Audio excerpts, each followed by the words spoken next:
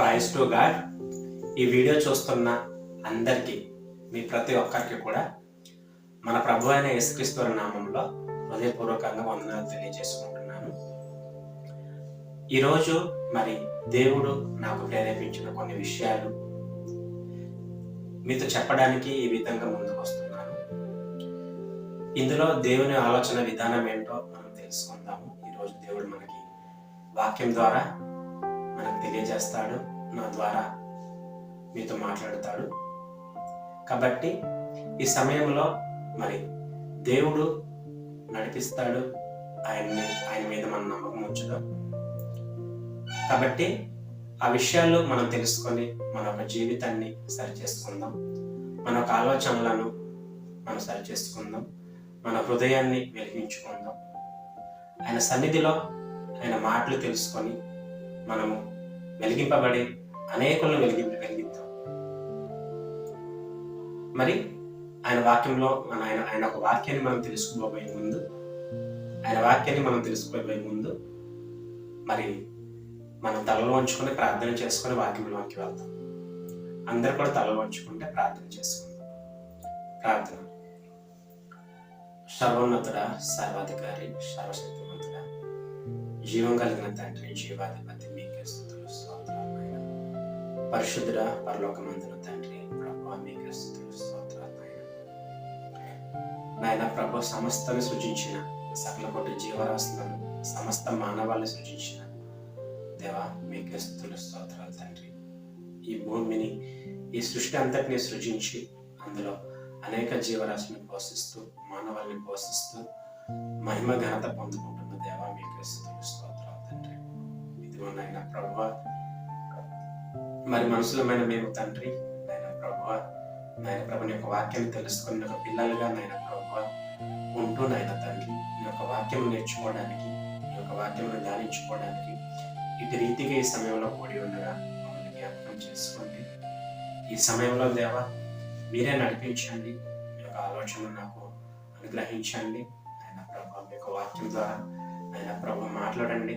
ఆయన ప్రభు, మాకు ఏ మాటలు అయితే అవసరమో, ఏదైతే మీరు నాయన ప్రభు ఏదైతే మీరు మాట్లాడతారో ఆ విషయాన్ని స్పష్టంగా మాట్లాడడానికి సహాయం చేయండి. పరిశుద్ధాత్మ దేవ, మీరు కార్యం జరిగించండి. మీ యొక్క ఆత్మ సహాయంతో ముందుకు నడిపించండి.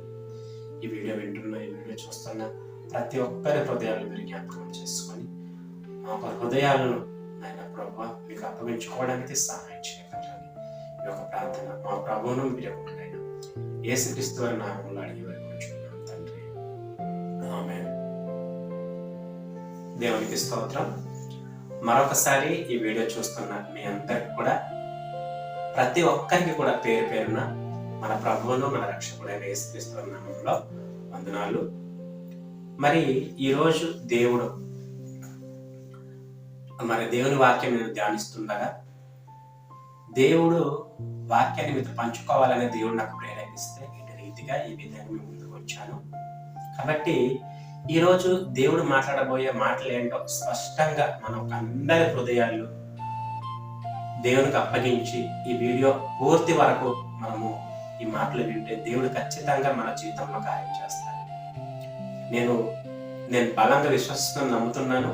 మీరు కూడా చివరి వరకు ఈ వీడియోని ప్రార్థన చేసుకుని నమ్మకంగా చూడండి, విశ్వాసంతో చూడండి. దేవుడు ఖచ్చితంగా మీ యొక్క జీవితాల్లో కూడా కార్యం చేస్తాడు. మరి వాక్యంలోనికి వాక్యంలోనికి వెళ్ళే ముందు కొన్ని ఆలోచనలు, కొన్ని పరిస్థితులను ఆలోచించి ముందుకు వెళ్దాం. అదేంటంటే, మానవుడు సుఖపడ్డం నేర్చుకొని దేవుని మర్చిపోయాడు. మానవుడే కాదు, మనుషులందరూ కూడా సుఖపడ్డం నేర్చుకొని దేవుణ్ణి మర్చిపోయారు. ఇది ఎలా జరుగుతుందని అంటే, తల్లిదండ్రులు ఏంటంటే దేవుని యొక్క భయభక్తులు కొంతమంది తల్లిదండ్రులు తమ పిల్లలకి నేర్పిస్తున్నారు, కొంతమంది తల్లిదండ్రులు తమ పిల్లలకి నేర్పించడం లేదు. కొంతమంది తల్లిదండ్రులు తమ పిల్లలకి నేర్పిస్తే దేవుని యందు భయభక్తులు కలిగి వాళ్ళు బాగానే జీవిస్తున్నారు. కానీ నేర్పించని పిల్లలు మాత్రం మరి దేవుని వాక్యాన్ని తెలుసుకోలేకపోతున్నారు. ఎందుకు అంటే, పిల్లలందరికీ కూడా ప్రాథమికంగా బోధించేది ఎవరంటే తల్లిదండ్రులే మొదటి పిల్లలకి నేర్పిస్తారు. తల్లిదండ్రులే పిల్లలకి అన్ని విషయాలు నేర్పిస్తారు. అలాంటిది తల్లిదండ్రులే దేవుని విషయాలు పిల్లలకు నేర్పించకపోతే పిల్లలు ఎలా నేర్చుకుంటారు? కాబట్టి ఇటు రీతిగా చాలా మంది కుటుంబాలు, చాలా జనరేషన్స్ దేవునికి దూరం అవ్వడం, దేవుని వాక్యం తెలుసుకోలేకపోవడం జరుగుతుంది. ఇంకా చెప్పాలంటే మళ్ళీ ఈ పరిస్థితి ఏంటి? మరి దేవుని వాక్యం తెలుసుకోలేని వాళ్ళకి మరి దేవుడు వదిలేస్తాడా? దేవుడు తన ఒక వాక్యాన్ని, తన ఒక మాటల్ని మరి తల్లిదండ్రులు చెప్పకపోయినా సరే మరి దేవుడు మరి వదిలేస్తాడా అంటే ఎట్టి పరిస్థితుల్లో దేవుడు వదలడు. ఎందుకంటే సువార్త ద్వారానో, ఒక సహోదరుని ద్వారానో, ఒక సేవకుని ద్వారానో, ఎవరొకరి ద్వారా దేవుడు ఖచ్చితంగా ప్రతి ఒక్కరితో దేవుడు మాట్లాడతాడు. ప్రతి ఒక్కరిని కూడా రక్షించుకోవాలనే ఆలోచన ఆయనకి ఉంది. ప్రతి ఒక్కరికి కూడా ఆయన రక్షించుకోవాలి అంటే ప్రతి ఒక్కరిని కూడా రక్షించాలి, ప్రతి ఒక్కరు రక్షణలోకి రావాలి, ఏ ఒక్కరు నశించకూడదు అనే ఉద్దేశం ఆయనకి ఉంది. అందుకోసం యేసు ప్రభువు వారు సమస్త మానవాళి కోసం ఈ భూమి మీదకి వచ్చారు. అయితే ఇక్కడ మనకు ఒక ఆలోచన రావచ్చు, మరి ఇలాగా నిజంగానే ఇప్పుడు నేను చెప్పినట్టుగానే అందరు సుఖపడడానికి అలవాటు పడ్డారు, కానీ దేవుని ఎందుకు తెలుసుకోలేకపోతున్నారంటే చెప్పాను కదా, మరి తల్లిదండ్రులు పిల్లలకి చెప్పకపోతే పిల్లలు నేర్చుకోలేరు. ఉదాహరణకి ఆదము హవ్వలు ఉన్నారు. కయీనుకి హేబెల్కి అర్పణ అర్పించాలనే విషయం ఎవరు నేర్పించారు? తల్లిదండ్రులే నేర్పించారు. ఆ విధంగానే కొంతమంది తల్లిదండ్రులు నేర్పిస్తున్నారు, కొంతమంది తల్లిదండ్రులు నేర్పించడం లేదు. చూస్తున్నాను, మీకు తెలుస్తుంది, చూడండి మీ చుట్టుపక్కల వాళ్ళని, పరిస్థితుల్ని మీకు తెలిసిన వాళ్ళు అబ్జర్వ్ చేయండి. అందరు కూడా మరి దేవుని యొక్క భక్తిలో ఒకే విధంగా ఒకే రీతిగా ఉండరు, ఒక్కొక్కరు ఒక్కొక్క విధంగా ఉంటారు. కాబట్టి నిజమైన విశ్వాసాల ద్వారానే వాక్యం అనేది వ్యాప్తి చెందుతుంది. నిజమైన విశ్వాసాల ద్వారా, నిజమైన భక్తుల ద్వారానే దేవుని యొక్క వాక్యం ఇతరులకి అందుతుంది, దేవుని యొక్క సువార్త ఇతరులకి వెళ్తుంది. కాబట్టి మరి దేవుడు ఒకళ్ళ తల్లిదండ్రుల ద్వారానే కాకుండా ఇంకా ఎలా చెప్పొచ్చు అంటే, చెప్పాను కదా, ఒక సువార్త ద్వారా, లేకపోతే ఒక సహోదరుని ద్వారా, ఏదో ఒక విధంగా దేవుడు అయితే చెప్పిస్తాడు. మరి ఈ రోజు అట్టి రీతిగా నా ద్వారా దేవుడు మీతో కొన్ని విషయాలు దేవుడు అంటే కొన్ని విషయాలు అంటే దేవుడు నాకు ప్రేరేపించిన విషయాలు, నేను బైబిల్ చదువుతున్నప్పుడు, నేను ప్రార్థన పూర్వకంగా చదువుతున్నప్పుడు దేవుడు నాకు ప్రేరేపించిన మాటలు మీకు ఇప్పుడు చెప్పబోతున్నాను. ఖచ్చితంగా ఈ మాటలు విని మీ యొక్క ఆత్మీయ జీవితాన్ని, మీ యొక్క విశ్వాసాన్ని మీరు అభివృద్ధి పరచుకుంటారని నేనైతే కోరుకుంటున్నాను. అయితే మనం వాక్యంలోనికి వెళ్ళడం ముందే ఒక చిన్న విషయం, ఒక అంశం పేరు చెప్పి ముందుకు వెళ్తాను. నీ పిలుపు నీ జననానికి ముందే. మనం మాట్లాడుకోబోయే విషయం, నీ పిలుపు నీ జననానికి ముందే. అంటే ఇక్కడ ఆలోచించండి, మన పిలుపు మన జననానికి ముందే అంట. వ్యక్తిగతంగా అయితే నీ పిలుపు నీ జననానికి ముందే. నువ్వు పుట్టక ముందే దేవుడు నిన్ను పిలుస్తున్నాడు. మనం పుట్టక ముందే దేవుడు మనల్ని పిలిచాడు అనే విషయాన్ని ఈరోజు మనము చాలా క్లుప్తంగా దేవుని యొక్క వాక్యం ద్వారా, బైబిల్ ద్వారా మనము తెలుసుకుంటాం. ప్రతి ఒక్కరు ఇది దేవుని యొక్క మాటలు, ఇది దేవుని పరిశుద్ధాత్మ ప్రేరేపణతో వ్రాయబడిన మాటలను నమ్మినట్లయితే ఖచ్చితంగా ఈ మాటలు మన హృదయంలో భద్రపరచుకునే విశ్వాసంతో మనము కనిపెట్టాలి. ఆ విశ్వాసం మీకుంటే ఈ వాక్యాన్ని బట్టి మన ఎట్టి పరిస్థితుల్లో మనము బలహీనత చెందకూడదు, మనం ఎప్పుడు కూడా బలహీనం అవ్వకూడదు. ప్రైజ్‌గా దేవునికి స్తోత్రం. అయితే మొదటిగా నిజంగానే దేవుడు, మనము పుట్టక ముందు నుంచి మనం దేవునికి తెలుసా? నేను చెప్పాను కదా, నీ పిలుపు నీ జననానికి ముందే. మన పిలుపు అంటే ఎవరు? దేవుడు మనల్ని పిలుచుకున్నాడు, దేవుడు మనల్ని ఏర్పాటు చేసుకున్నాడు. మనం పుట్టక ముందే దేవుడు మనల్ని ఎరిగి ఉన్నాడు. ప్రైజ్‌గా దేవునికి స్తోత్రం. కాబట్టి ఒక విషయాన్ని మనం ఆలోచించుకొని ముందుకు వెళ్దాం. దేవుని యొక్క మరి గ్రంథంలో నుంచి ఒక వాక్యాన్ని ధ్యానించుకొని మనం ముందుకు వెళ్దాం. అదేంటంటే ఇర్మియా గ్రంథం 1వ అధ్యాయం 4 నుంచి 6 వచనాలు ఒకసారి చదువుతున్నాను. జాగ్రత్తగా మీరు కూడా బైబిల్ తెరిచి చూడండి.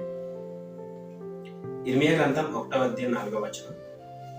యెహోవా వాక్కు నాకు ప్రత్యక్షమై ఇలాగూ సెలవిచ్చాను, గర్భములో నేను నిన్ను రూపింపక మునిపే నిన్ను ఎరిగి తిని, నీవు గర్భము నుండి బయలుపడక మునిపే నేను నిన్ను ప్రతిష్ఠించి తిని, జనములకు ప్రవక్తగా నిన్ను నియమించి తిని. ప్రైజ్‌గా దేవునికి స్తోత్రం. ఒకసారి ఆలోచించండి, దేవుడు చెప్తున్నాడు, గర్భములో నేను నిన్ను రూపింపక మునిపే నిన్ను ఎరిగి తిని. చూడండి, ఇది దేవుని యొక్క మాట. స్పష్టంగా ఏంటంటే, మనము గర్భంలో పడక ముందే దేవుడు మనల్ని గర్భంలో నిర్మించేది ఆయనే. మన అవయవాలను నిర్మించేది ఆయన. గర్భంలో భిన్నంగా ఉండగా ఆయన మన అవయవాలను నిర్మించేది ఆయనే. కానీ దానికన్నా ముందే దేవుడు ఇక్కడ ఇర్మియా గురించి స్పష్టంగా చెప్తున్నాడు. నిన్ను ఎరిగి తిని, గర్భములో నేను నిన్ను రూపింపక మునిపే నిన్ను ఎరిగి తిని, నీవు గర్భము నుండి బయలుపడక మునిపే నేను నిన్ను ప్రతిష్ఠించి తిని, జనములకు ప్రవక్తగా నిన్ను నియమించి తిని. అంటే ఒక వ్యక్తి గురించి ఎరగడమే కాదు, కానీ ఆ వ్యక్తి దేవునిలో ఏ విధంగా వాడబడాలి, దేవునికి ఏ విధంగా ఉపయోగపడాలి అనే విషయము ప్రతి ఒక్కరి జీవితంలో ఉంటది. ఇక్కడ ఇర్మియా గురించి దేవుడు చాలా స్పష్టంగా చెప్తున్నాడు. అనేక జనములకు నేను ప్రవక్తగా నియమించాను, నిన్ను తల్లి గర్భము నుండి బయలుపడక మునిపే నేను నిన్ను ప్రతిష్ఠించుకున్నాను, తల్లి గర్భంలో నిన్ను రూపింపక మునిపే నేను నిన్ను ఎరిగి ఉన్నాను అనేసి దేవుడు సాధిస్తున్నాడు. ఒకసారి ఆలోచించండి, మనము దేవునికి తెలియదా? దేవుడు మనల్ని వదిలేశాడు అనుకుంటున్నారా? చాలా పొరపాటు. దేవుని వాక్యం అందక, దేవుని యొక్క మాటలు, దేవుని యొక్క వాక్యం మనకు తెలియక మన అటువంటి ఆలోచన విధానంలోకి వెళ్ళిపోతున్నాం. కానీ మన రక్షకుడైన దేవుడు మనల్ని ఎప్పుడు మనకు తోడుగా ఉంటాడు, మనల్ని ఎప్పుడు రక్షిస్తూనే ఉంటాడు. అది మర్చిపోకండి. ఇక్కడ మనకు వాక్యం ద్వారా మనం విశ్వసించాలి. మనం విశ్వసిస్తున్నాం కదా, మనము ఆయన నమ్మే కదా బాప్తిజం తీసుకొని ఆయన ఒక నాయకత్వంలోకి వచ్చాం. ప్రభు ఒక నాయకత్వంలోకి వచ్చాం. ఆయన నడిపింపుకి మనం తలొక్కాము, మన జీవితాలను ఆయనకు సమర్పించుకున్నాము. అలాంటప్పుడు ఆ వాక్యమే మనకు సెలవిస్తుంది. ఒక ఇర్మియా ద్వారా దేవుడు మనతో మాట్లాడుతున్నాడు. ఒక ఇర్మియానే కాదు, మనందరం కూడా తల్లి గర్భంలో పడకముందే, పిండంగా పడకముందే దేవుడు మనల్ని ఎరిగి ఉన్నాడు. నిజమా? నిజమే. ఈ వీడియో చూస్తున్న నిన్ను, నన్ను, ప్రతి ఒక్కరిని కూడా దేవుడు ఎరిగి ఉన్నాడు. ఒక ఇర్మియాని అనుకుంటున్నారా? చూద్దాం. ఒక నలుగురు 5 పేర్లు చెప్తాను. దేవుడు ఎరిగి ఉన్న వాళ్ళ పేర్లు బైబిల్లో చెప్తాను. అలాగే 4-5 కాదు, ప్రతి ఒక్కరము ముందే దేవునికి తెలుసు. మన ప్రతి ఒక్కరి పైన ఆయన ఒక ప్రణాళిక ఉంది. ఆయనకి మనల్ని దేవుడు తన పని కొరకై వాడుకుంటాడు. మనము మన ఆలోచనలను, మన హృదయాన్ని ఆయనకి అప్పగిస్తే. దేవునికి స్తోత్రం. Christ God. ఇప్పుడు ఇర్మియా గురించి చూసుకున్నాము. తర్వాత దావీదు గురించి కూడా దేవుడు రాయించడం చూద్దాం ఒకసారి. కీర్తనల గ్రంథం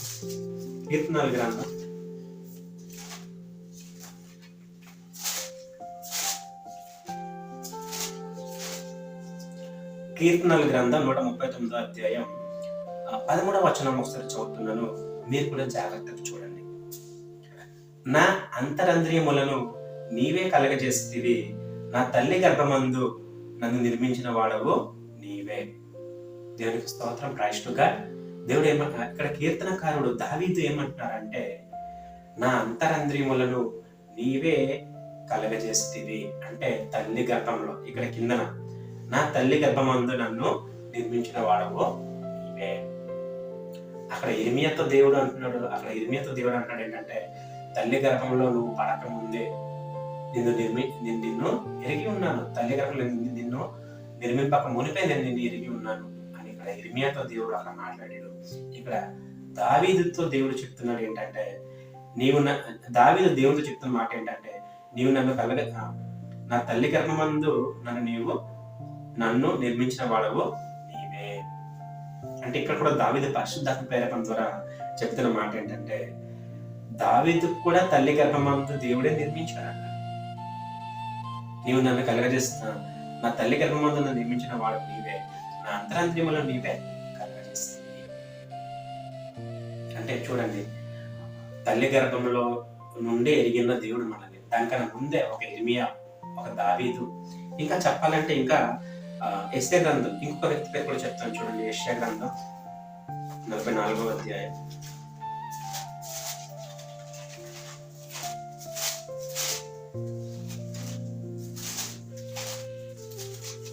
యెషయా గ్రంథం 44వ అధ్యాయం 1-2 వచనాలు చదువుతున్నాను వినండి.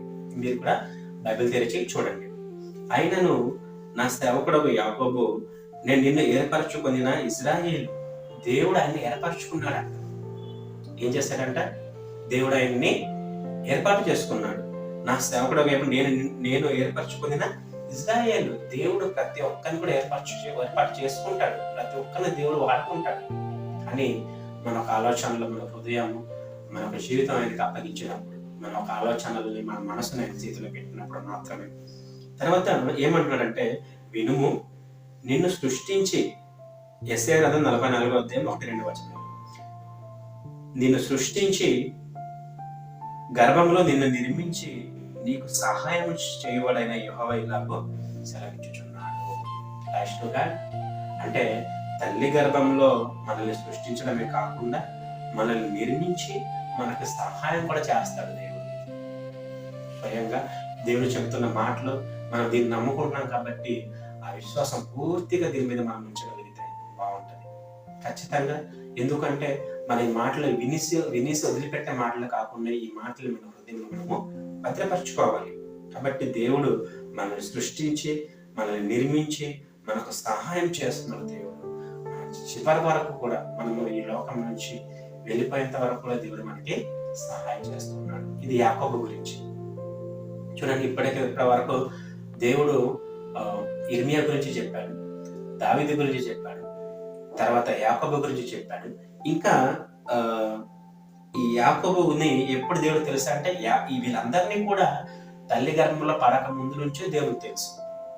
ఒకసారి యాకోబు గురించి చూద్దాం ఒకసారి. ఆ విషయం దేవునికి తెలుసో తెలియదో, తల్లి గర్భంలో మరి సృష్టించడం, నిర్మించడం కాకుండా తల్లి గర్భంలో పడక ముందే తెలుసు. ఒకసారి చూద్దాము. దీని గురించి ఒక ప్రవచనం ఉంది యాకోబు గురించి. దేవునికి స్తోత్రం. ఆదికాండం 25వ అధ్యాయం 21వ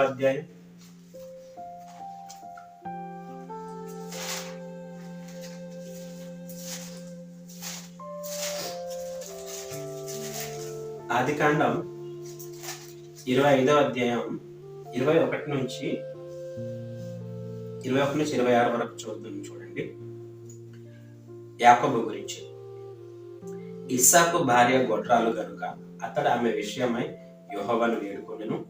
యెహోవా అతని ప్రార్థన వినును గనుక అతని భార్య అయిన రిబ్కా గర్భవతి అయ్యెను.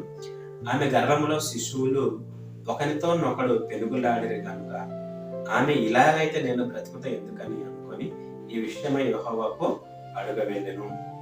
అప్పుడు యెహోవా ఆమెతో ఇట్లా అనెను, 2 జనములు నీ గర్భంలో కలవు, 2 జనపదములు నీ కడుపులో నుండి ప్రత్యేకంగా వచ్చును.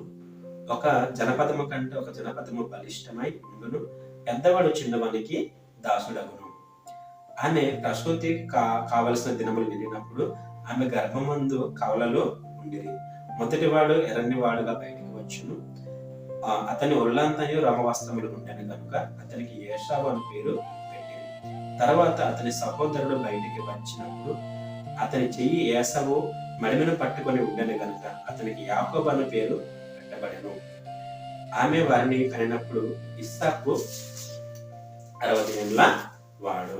ప్రశ్నగా చూడండి, తల్లి గర్భంలో ఉన్నప్పుడే దేవుడు తెలుసు. తల్లి గర్భంలో ఉన్నప్పుడే యాకోబుని యాకోబుని దేవుడు ఎరిగి ఉన్నాడు, పడక ముందు నుంచే. ఇది కూడా ఒక డైరెక్ట్ గా దేవుడు మనకు చెప్తున్న విషయం. ఇర్మియా కూడా తల్లి గర్భంలో పడక ముందే దేవునికి తెలుసు. దావీదు కూడా తల్లి గర్భంలో పడక ముందే దేవునికి తెలుసు. ఈ యాకోబు ఏసావు కూడా తల్లి గర్భంలో పడక ముందు నుంచే దేవునికి తెలుసు. ఇప్పటికీ మనము నేరుగా 4 గురించి తెలుసుకున్నాం. నేరుగా దేవుడు చెప్తున్న మాటలు ఇవి. ఇర్మియా గురించి, దావీదు గురించి, యాకోబు గురించి, ఏసావు గురించి చదవండి. ఇది ఎలాగైతే దేవుడు చెప్పాడో అదే విధంగా మరి రిబ్కా గర్భంలో యాకోబు, ఏసావు పుట్టారు. అంటే వాళ్ళు దేవుడు ముందే వాళ్ళని ఎరిగి ఉన్నాడు. అలాగే మరి మన సంగతి ఏంటి, మన పరిస్థితి ఏంటి, మన సంగతి ఏంటి, మన పరిస్థితి ఏంటి అంటే, నిన్ను నన్ను ఈ వీడియో చూస్తున్న ప్రతి ఒక్కరిని కూడా దేవుడు తల్లి గర్భంలో పడక ముందు నుంచే దేవునికి మనము తెలుసు. మన మీద ఆయన ఒక ప్రణాళిక ఉంది, ఒక పర్పస్ ఉంది. వీళ్ళందరి గురించి కూడా దేవుడు రాయించాడు. ఇక్కడ విన్నాం కదా, ఇక్కడ వీళ్ళందరి గురించి కూడా దేవుడు రాయించాడు. ఇర్మియాకు జనములకు ప్రవక్తగా, దావీదుని కూడా దేవుడు ఏ విధంగా వాడుకున్నాడు, రాజుగా చేసి ఇజ్రాయెల్ పరిపాలించేవాడుగా వాడుకున్నాడు. యాకోబును అతను పేరు దేవుడు ఇశ్రాయేలుగా మార్చి తన సేవకుడిగా వాడుకున్నాడు. తర్వాత ఇంకా చూసుకుంటే యోహాను గురించి కూడా దేవుడు తల్లి గర్భంలో యోహాను పుట్టక ముందు నుంచే యోహాను దేవునికి తెలుసు అన్న విషయం మన బైబిల్ నుంచి నేరుగా చూడవచ్చు. అది కూడా చూద్దాం. లూకా సువార్త 1వ అధ్యాయం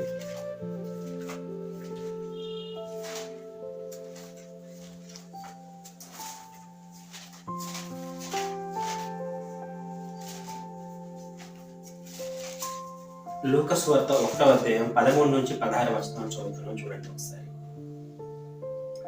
లూకా సువార్త 1వ అధ్యాయం 13 నుంచి 16 వచనాలు.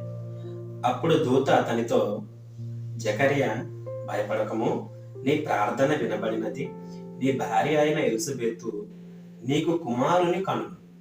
ఇంకా అప్పుడే కనలేదు, కానీ వర్తమానం దేవుడు దేవదూత ద్వారా పంపిస్తున్నాడు. అంటే తల్లి గర్భంలో పడక ముందు నుంచే మనందరం దేవునికి తెలుసు. ప్రత్యక్ష సాక్షులు, మరి ప్రత్యక్షంగా దేవుడు వీళ్ళ జీవితాల ద్వారా మనతో మాట్లాడుతున్నాడు. వినండి. నీ ప్రార్థన వినబడినది, నీ భార్య అయిన ఎలిజబెతు నీకు కుమారుని కనును. ఇంకా కనలేదు, ముందుగా దేవుడే చెప్పిస్తున్నాడు. తర్వాత అతనికి యోహాను అని పేరు పెట్టుదు. ఎవరా కుమారుడు? దేవుడు ముందుగా ఎవరిని ఎరిగి ఉన్నాడు? యోహాన్ని ఎరిగి ఉన్నాడా లేదా? యోహాన్ అని పేరు పెట్టుదు.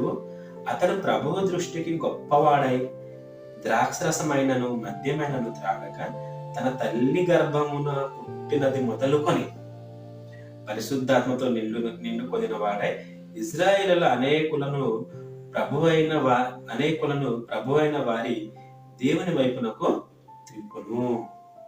చాలా మందిని ఆయన దేవుళ్ళలోకి తీసుకొస్తాడు.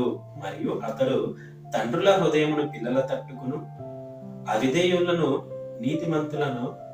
నీతిమంతుల జ్ఞానమును అనుసరించుటకు తిప్పి ప్రభువు కొరకు ఆయత్తపడి ఉన్న ప్రజలను సిద్ధపరచుటకై ఏలి యొక్క ఆత్మయు శక్తియు గలవాడు ఆయనకు ముందుగా వెలుడు గనుక నేను నీకు సంతోషమును మహానందమును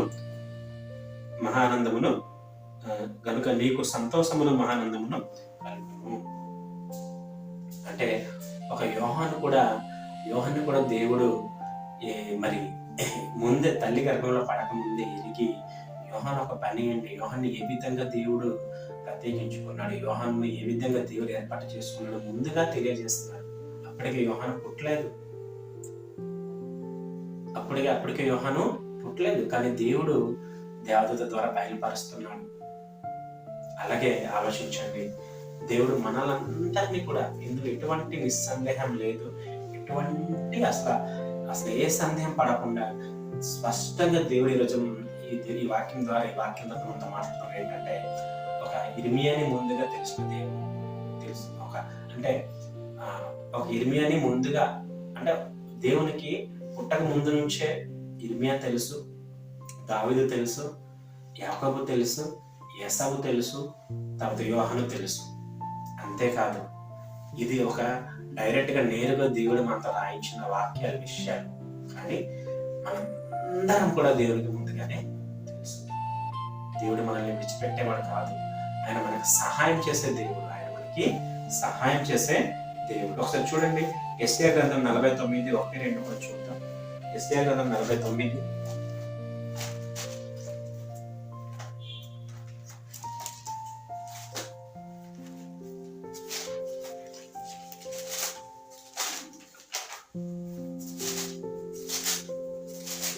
యెషయా 49:1-2 వచనం కూడా చూద్దాం. రెండవ వచనం చూద్దాము.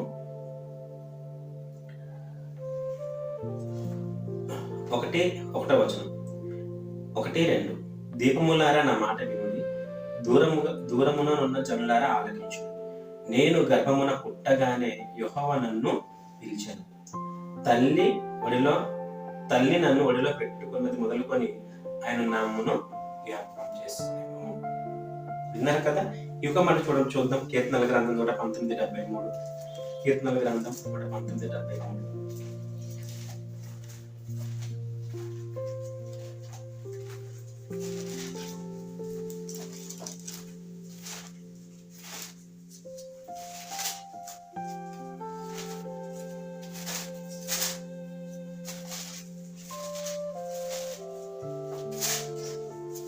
కీర్తన 119:73 కూడా 119:73 ఒకసారి చూడండి. నీ చేతులు నన్ను నిర్మించి నాకు రూపం ఏర్పరచును. దావీదు గారు చెప్తున్న మాట. ఎవరు చెప్తున్న మాట ఇది? నీ చేతులు నన్ను నిర్మించి నాకు రూపము ఏర్పరచును. నేను నీ ఆజ్ఞలను నేర్చుకున్నట్లు నాకు బుద్ధి దయచేయము. అంటే దేవుని యొక్క చేతులు మనల్ని నిర్మించడమే కాకుండా మనకి సహాయంగా ఉంటాడు. మనము ఆయన ఒక ఆజ్ఞలను నేర్చుకున్నట్లు మనకు బుద్ధి కూడా ఆయనే దయచేస్తాడు. కాబట్టి మనం ఖచ్చితంగా ఆయనకి ప్రాధేయపడి, ప్రభు నన్ను నిర్మించింది నీవే, నన్ను దేని కొరకు నిర్మించావు, నా పుట్టుకకు కారణం ఏమిటి, నేను కారణ జన్ముడిని కదా ప్రభువా, నన్ను వాడుకో, నన్ను నీ యొక్క మార్గంలో నడిపించు, నీ ఆజ్ఞలో నేర్పించి మాకు బుద్ధిని దయచేయండి దేవా అనేసి ఖచ్చితంగా మనం ప్రార్థన చేయాలి. ప్రతిరోజు ప్రార్థన చేయాలి. అప్పుడు మన జీవితం ఏంటో, మనమేంటో, మన యొక్క జీవితం యొక్క పరమార్థం ఏంటో దేవుడు మనకి తెలియజేస్తాడు. ఖచ్చితంగా ప్రార్థన చేస్తేనే దేవుడు మనతో ఇంకా అనేక విషయాలు మనకి నేర్పిస్తాడు. అంతేకాదు, ఒకటి ఆలోచించండి, దేవుడు ఏంటంటే ఈ యొక్క సృష్టిని చేసిన తర్వాత మనల్ని చేశాడు. అంటే దాని అర్థం ఏంటంటే, మనం ఈ సృష్టిని చేసిన తర్వాత మనల్ని ఎందుకు చేశాడంటే, మనం ఈ సృష్టిలోనిది మనం తిని మనము జీవించాలి, ఆయన కొరకు జీవించాలి. కాబట్టి ఈ సృష్టిని మనం అనుభవించి మనం ఆయన కొరకు జీవించాలి. కాబట్టి దేవుడు మనల్ని ఏ విధంగా విడిచిపెట్టలేదు. విడిచిపెడితే దేవుడు సృష్టి చేయకపోతే మన ఆహారం ఎలా తింటాం, మన ఫుడ్ ఎలా తింటాం, మనకి ఎక్కడి నుంచి వస్తుంది, ఎవరు చేస్తారు ఈ సృష్టిని, ఈ ప్రకృతిని, ఈ దేవుడు ఇందులో పెట్టిన ఆ ఆహారాన్ని, ఈ జీవరాశులు, మొక్కల్ని అన్నిటి కూడా ఎవరు కలుగ చేస్తారు? మానవ మేధస్సుకు ఆ జ్ఞానం అందదు. ఏదో కొన్ని చదువుకొని ఏదో కొన్ని విషయాలు చెప్తున్నారు. అది కూడా తెలుసుకున్న విషయాలు, దేవుడు కలుగజేసిన వాటిని తెలుసుకొని కొంత చెప్తున్నారు. కానీ మానవుని మేధస్సుకు దేవుని జ్ఞానం అందదు. ఆలోచించడమే, మూర్ఖంగా ఆలోచిస్తుంటారు కానీ దేవుని ఒప్పుకోరు. చదువు వచ్చింది, టెక్నాలజీ వచ్చింది అనేసి అంటుంటారు కానీ దేవుణ్ణి ఒప్పుకోరు. నేను ఒక సూటిగా ఒక ప్రశ్న అడుగుతున్నాను, జాగ్రత్త ఆలోచించండి. ఎందుకు ఎంత జ్ఞానం పెరిగిన మనిషి ఎందుకు చనిపోకుండా బ్రతికించలేకపోతున్నాడు? అంత డబ్బు ఉంది, జ్ఞానం ఉంది, అన్నీ ఉంది కదా, మనిషి చావకుండా ఎందుకు చేయలేకపోతున్నారు? లేకపోతే చనిపోయిన మనిషిని ఎందుకు బ్రతికించలేకపోతున్నారు? ఆలోచించండి. ఇది మరి వాదిస్తే ఇది తేలే విషయం కాదు, కానీ మీ ఒక మనసుతో ఆలోచించండి. దేవుడు ఉన్నాడన్న విషయం మీకు అర్థమవుతుంది, ఖచ్చితంగా అర్థమవుతుంది. ఇది మూర్ఖంగా వాదిస్తే ఎన్నో రకాలుగా ఉన్నాయి. సైన్స్ లో చాలా విధాలుగా ప్రయత్నం చేస్తారు చనిపోయిన మనిషిని బ్రతికించడానికి, లేకపోతే మనిషి చావకుండా ఎన్నో ప్రయోగాలు కూడా జరిగాయి. హ్యూమన్ జీనోమ్ ప్రాజెక్ట్ లాంటివి చాలా జరిగాయి. మీరు ఒకసారి అవన్నీ కూడా ఎన్ని ప్రయత్నాలు చేసినా మానవుని మెదడుకు, మానవుడి జ్ఞానానికి అందని జ్ఞానం ఉంది. అదే దేవుని జ్ఞానం. అది దేవుడే మనకు తెలియజేస్తాడు. అది వాక్యమే మనకు తెలియజేస్తుంది. ఈ లోకంలో ఉన్నంత వరకు మనము మరి సుఖపడి బ్రతికితే సరిపోదు. దేవుని కొరకు బ్రతకకపోతే దేవుడు మనము మరి దేవుని తెలుసుకోకుండా మనకు నచ్చినట్లుగా విలాసాలతో మనము మరి అనేక పాపాలకి, అనేక స్వేచ్ఛకి గురి అయిపోయి ఆ విధంగా మనకు నచ్చినట్లుగా మన జీవితాన్ని మనం గడిపితే మన జీవితం నాశనం అయిపోతుంది. ఖచ్చితంగా మన జీవితం నాశనం అయిపోతుంది. కాబట్టి అట్లా కాదు, దేవుడు చెప్పినట్లుగా నేను నీ ఆజ్ఞలను నేర్చుకున్నట్లు నాకు బుద్ధి దయచేయము అన్నట్లుగా మనం కూడా దేవుని ఒక ఆజ్ఞలను నేర్చుకున్నట్లు దేవుడు మనకి బుద్ధి ఇవ్వండి, జ్ఞానం దయచేయండి, తెలివితేటలు ఇవ్వండి అనేసి మనం ప్రార్థన చేద్దాం. దేవుడు మరి ఆదికాండంలో కూడా ఒక మాట చెప్పి ఉన్నాడు. ఆ మాట కూడా చూసుకుని ముందుగా ముగించుకుందాం త్వరలోనే. ఆదికాండం 1:27-30 వరకు చదువుతున్నాను చూడండి. దేవుడు తన స్వరూపమందు నరుని సృజించాను, దేవుని స్వరూపమందు వారిని సృజించాను, స్త్రీని గాను పురుషుని గాను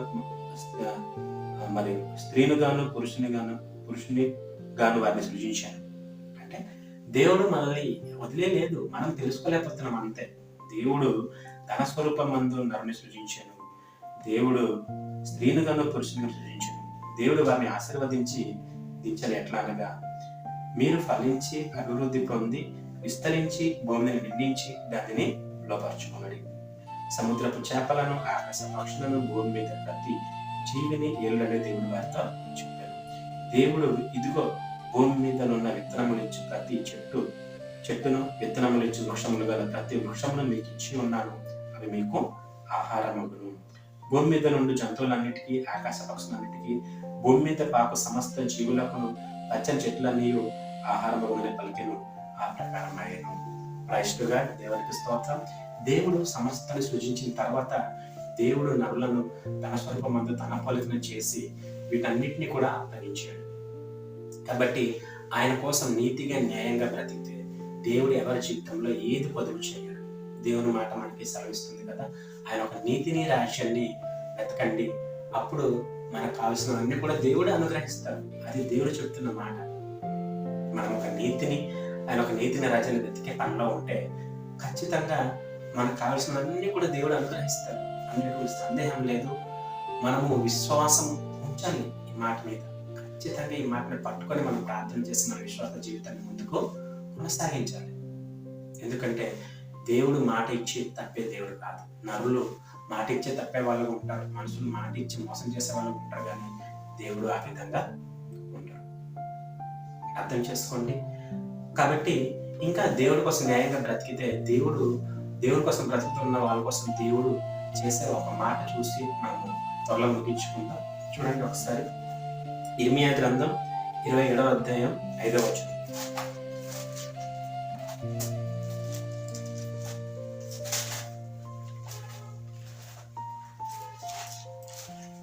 ఇర్మియా గ్రంథం 27వ అధ్యాయం 5వ వచనం.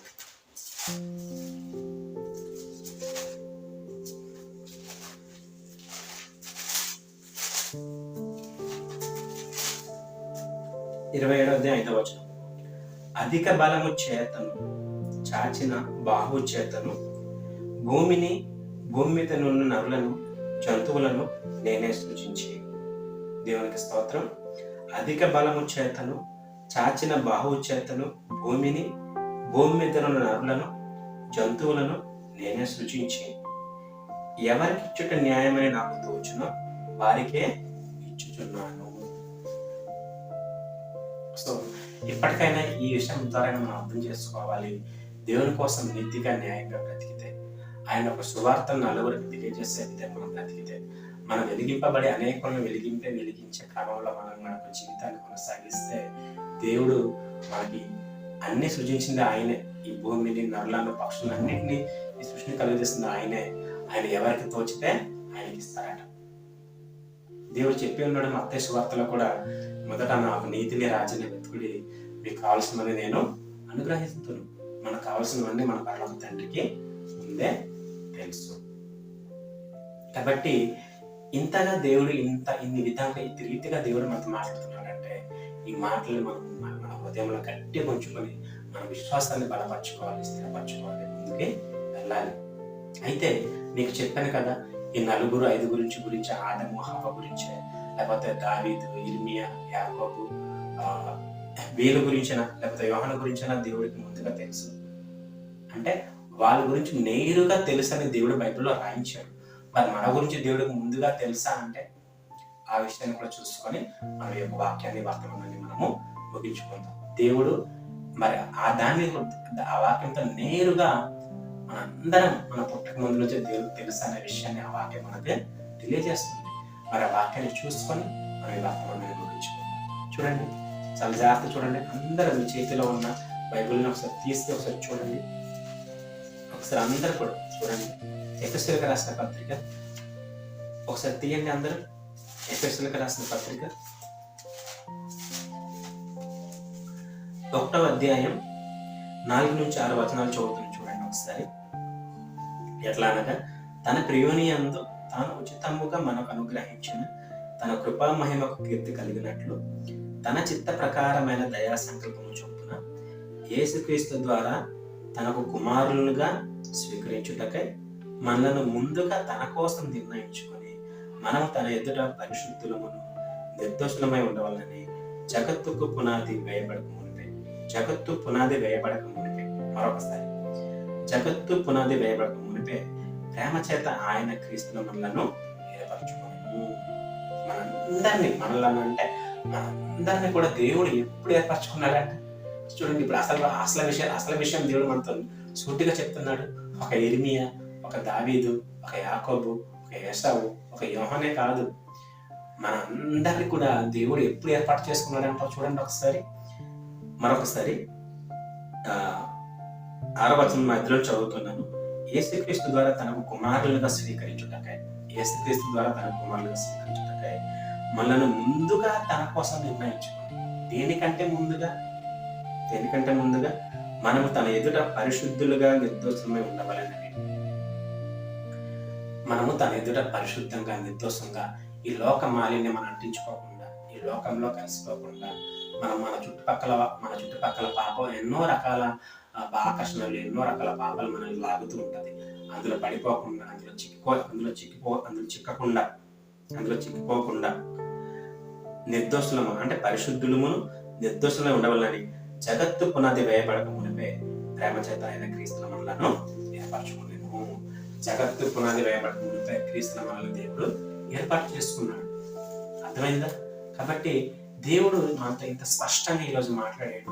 మనం అనుకుంటాము, నా జీవితానికి చాలా మంది అనుకుంటుంటారు, నా జీవితం ఏంటో నాకు అర్థం కావట్లేదు, నేను ఎందుకు పుట్టానో నాకు అర్థం కావట్లేదు, దేవుడు నన్ను ఎందుకు పుట్టించాడో నాకు అర్థం కావట్లేదు అనేసి కొన్ని క్లిష్టమైన పరిస్థితులు వారి జీవితంలో వచ్చినప్పుడు వాళ్ళు మరి అనుకుంటుంటారు. క్లిష్టమైన పరిస్థితులు వచ్చినప్పుడు వాళ్ళ జీవితంలో వాళ్ళు అనుకుంటుంటారు. కానీ ఒకసారి ఈ వీడియో చూసిన మీరు అట్లా అనుకోకుండా మీరు ప్రార్థించి, మోకరించి ఆయన దగ్గర ప్రార్థించండి. ఖచ్చితంగా దేవుడు నీ యొక్క ఉద్దేశం ఏంటో నీకు స్పష్టంగా తెలియజేస్తాడు. నీతోనైనా ఎవరి ద్వారా దేవుడు నిన్ను మరి ఇన్ని విషయాల్లో నీతో మాట్లాడిన దేవుడు నీ జీవితాన్ని నీకు ముందుకు నడిపించలేడు. ఆయన విశ్వాసం ఉంచు. దేవుడు నిన్ను, నన్ను, మనందరినీ కూడా దేవుడి ముందుకి నడిపిస్తాడు, తన పనిలో వాడుకుంటాడు. చివరిగా మనము ఆయన ఇవ్వబోయే పరలోకాన్ని, ఆ ఫలాన్ని మనము పొందుకుంటాం.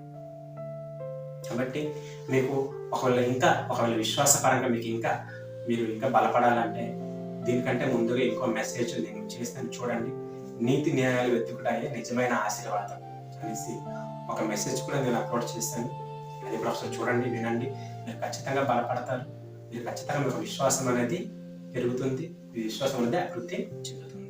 కాబట్టి మీ అందరికి కూడా మరొకసారి ప్రభునామంలో వందనాలు తెలియజేసుకుంటున్నాను. ఏదైనా మీకు అవసరతలు ఉంటే ఖచ్చితంగా మరి ఇందులో నెంబర్ ఉంటుంది, దానికి కాంటాక్ట్ చేయండి. లేదంటే యూట్యూబ్లో అయినా సరే, ఛానల్లో అయినా సరే మీరు మీ యొక్క ప్రార్థన అవసరం మీరు మెసేజ్ చేయగలిగితే మీకోసం ప్రార్థన చేస్తాము. ఖచ్చితంగా మరి ఈ యొక్క విషయాలు విని మీరు బలపడినట్లయితే ఈ విషయాన్ని మీకు తెలిసిన వాళ్ళకి షేర్ చేసి వాళ్ళకి తెలియజేయండి. ఖచ్చితంగా దేవుని పనిలో మీరు కూడా మరి ఈ రకంగా అయినా మీరు దేవుని పనిలో ఇది కూడా ఈ యొక్క విషయాలు మీరు తెలుసుకునే విషయాలు మీరు ఇతరులకి ఈ వీడియో షేర్ చేసి తెలుసుకోవడం ద్వారా కూడా మీరు కూడా ఒక దేవుని పనిలో ఒక భాగమే అవుతారు. ఖచ్చితంగా చిన్న పని అయినప్పటికీ, చిన్న సేర్ అయినప్పటికీ. కాబట్టి ఈ మాటలు మిమ్మల్ని వెలిగించింది అనుకుంటే, ఎటువంటి దేనికోసం చెప్పట్లేదు, మిమ్మల్ని వెలిగించింది, ఈ మాటలు మిమ్మల్ని బలపరిచింది అనుకుంటే అదే మాటలు వేరే వాళ్ళని కూడా బలపరుస్తుంది. కాబట్టి ఖచ్చితంగా షేర్ చేయండి. సో వాళ్ళని కూడా బలపరచండి. మనందరం కూడా బలపడి మనందరం కూడా మన ఆలోచనలో, మన హృదయాలు దేవుని సన్నిధిలో సరి చేసుకొని మనం ముందుకు వెళ్తాం. సో అందరికీ కూడా మరి ఇంతటితో మరి ముగిస్తున్నాను. ఈ యొక్క వర్తమానం మన ఆత్మీయ జీవితానికి ఆశీర్వాదకరంగా ఉండాలని కోరుతూ ఈ మాటలు ముగిస్తున్నాను. అందరికీ వందనాలు. Praise to God.